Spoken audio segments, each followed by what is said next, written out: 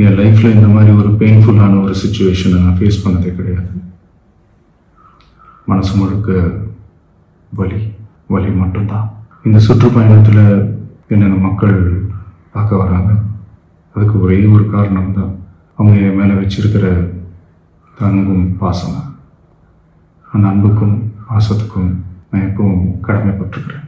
அதனால தான் இந்த சுற்றுப்பயணத்தில் மற்ற எல்லா விஷயங்களையும் தாண்டி மக்களுடைய சேஃப்டி, அதில் எந்த காம்ப்ரமைஸும் பண்ணிடக்கூடாதுன்றதுக்காக தான் அது என் மனசில் ரொம்ப ஆழமாக இருக்கும் அந்த எண்ணம்.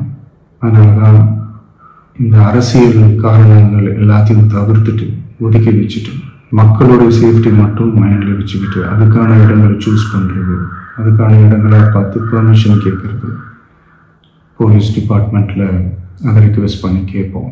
ஆனால் நடக்கக்கூடாதது நடந்துருச்சு.